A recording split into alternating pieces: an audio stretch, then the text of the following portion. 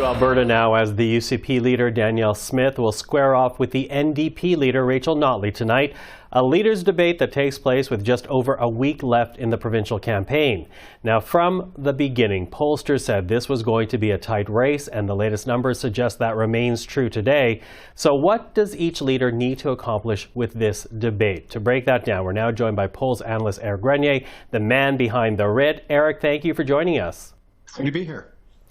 Listen, I want to begin with Danielle Smith because her day did start out with this report from Alberta's ethics commissioner.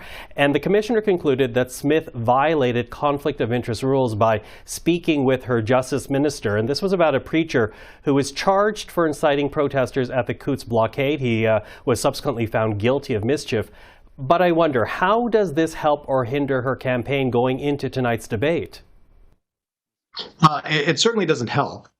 Whether it's going to hurt her a lot, I guess, is an open question, because this is a story that Albertans would have already been familiar with, and probably a lot of them would have already made up their minds about whether what Danielle Smith did in this case was appropriate or not. So I'm not sure if it's going to change any minds. But the problem for Danielle Smith in this is that it is putting this story back into the news. It's going to be a lot harder for Danielle Smith to deny talking about it because there's an investigation going on. It's going to certainly come up in the debate. So it is it's digging up a story that Danielle Smith would have preferred to have remained buried for the rest of this campaign. But whether it's going to really change any minds for Albertans, I think most Albertans probably have already made up their mind about it. Okay, so let's pick up on that, though, because, you know, obviously we're speaking about Danielle Smith. It goes to qualities of leadership. Where do the two leaders stand? What are the polls saying about the perceived strengths and weaknesses of each? Well, we're seeing that both Danielle Smith and Rachel Notley are pretty polarizing. There's about as many Albertans who like them as dislike them.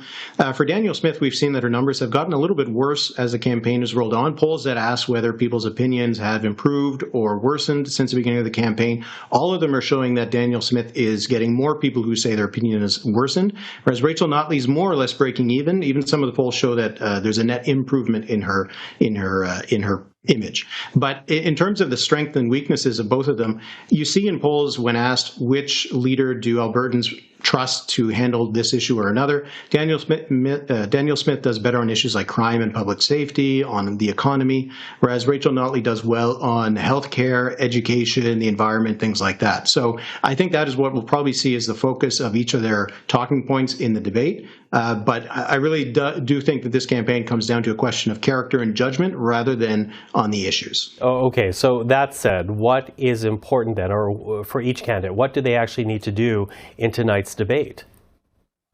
Well, for Danielle Smith, she needs to turn around some of these numbers that we've been seeing, that people are not liking what they're seeing as this campaign unfolds for Danielle Smith. The biggest problem for her is that there's not a lot of enthusiasm among her base for her. We see in polls that New Democrats are much more interested and enthusiastic about voting for the NDP than UCP voters are in voting for the UCP. So she needs to make sure that she's not putting off those people who are kind of reluctant to vote for her, kind of holding their nose to vote for her, that they still need to come out, because even if they don't like her all that much, they'll dislike a government under the NDP even more. For Rachel Notley, she does have a good issue on the issue of judgment and character for Danielle Smith. Voters suggest in the polls that Rachel Notley is more trusted on things like integrity and ethics.